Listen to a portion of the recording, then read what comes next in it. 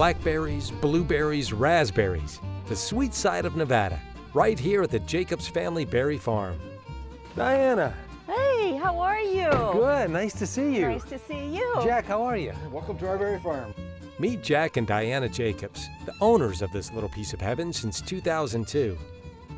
So I saw the barn. I got to take a look at that first. Do you mind? I'd love to. Let's go do it. Great, Jack. I'll see you in just a minute. Okay. We'll talk berries.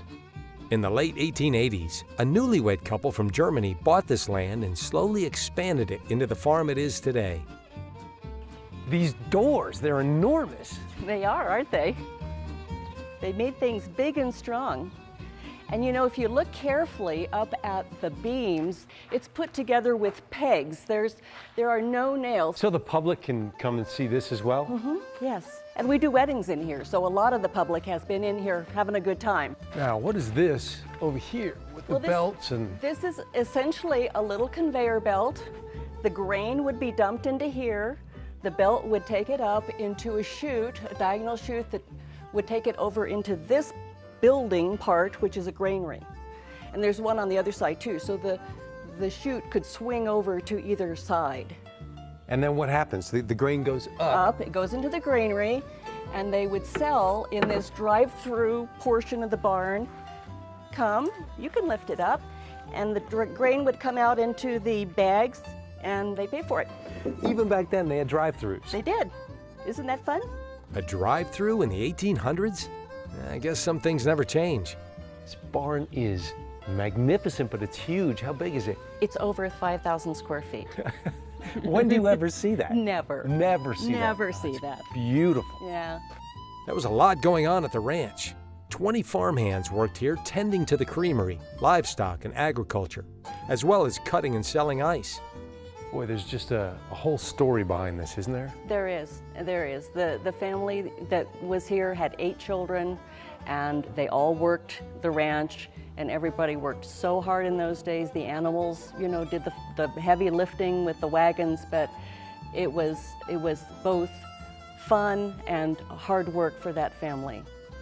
Boy, everything that's just come around since then, everything that's Yes. happened, but it's still standing here. Yeah, It's just the yeah. circle of life, isn't it? It is. Family and friends, that's what it's all about. And this barn has really been a big part of that in the valley for a long time. Well, speaking of family, I think Jack's waiting. Let's go see him. Let's go see him. This barn is just a berry on top. Now I better go see what makes this farm so famous. This was an alfalfa field, and we knew it was a lot of work to take care of an alfalfa, and we didn't get much from it. I thought, what better to grow here than berries? My grandkids love berries.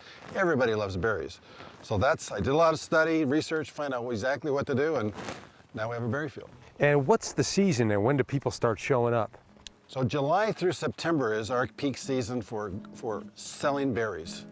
And over here you see our raspberries, and over here you see our blackberries. We pick them when they're exactly ripe. We don't have to pick them early. We wait until the exact day. We go through every day here and find the best berries for that day, pick them, sell them, and then the next day we look for some more fresh ones, pick them and sell them. Now, how do you know the exact day of these berries? So when they're really ripe, they'll have, let's say it's a blackberry. A blackberry turns really black, then it starts to turn opaque, and then it's soft, kind of like your skin. Then when you pull it, it comes off very easily. But the key is, then you taste it. So you get a sense of what's the best way to pick a berry through your tasting of the berry and verify that. So our pickers really love this process. Was this a good way to retire? It's great. It's great. We have a lot of fun. The Jacobs farm produces up to 2,000 pounds of berries every year. The berries that aren't sold fresh become jams and jellies during the off-season. Tell me a little bit more about what all is involved in growing berries. You got to have bees. Oh, bees are critical to our operation here, John. Here, for instance, are beehives that our beekeeper maintains, but each one of these houses thousands of bees, and those bees go out in the field. And did you realize that on a berry with all these little bubbles, we call them duplets, every one of those had to have been pollinated by one of these bees.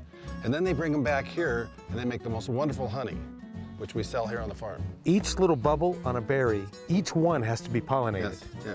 That's a lot of work. Can you imagine? So how would that happen without the benefit of these bees? How many bees do you think you have? Oh, thousands, thousands. Bees pollinate about 70% of the crops that feed nearly the entire world. So the honey that comes from these bees is quite unique, and people say it tastes a bit like our berries. No kidding. They sort of have a similar flavor. They brought the flavor from the berry field to the honey. The farm is all about the berries. Even the honey tastes like them.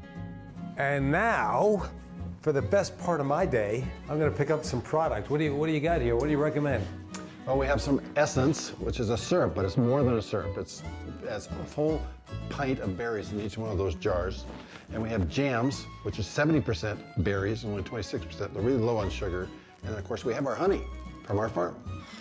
You know what? I'm gonna go with the essence. I'm gonna go with the red raspberry essence. Oh, you'll love it. You'll love it. Don't forget to put some on your ice cream. Oh, you know I'll do that. My pancakes, everything else. You bet.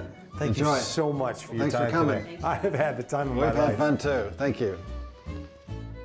By getting to know the Jacobs, I get to take home more than raspberry essence. I take the essence of the whole farm. The history, the family, the landscape, this is what Outdoor Nevada is all about.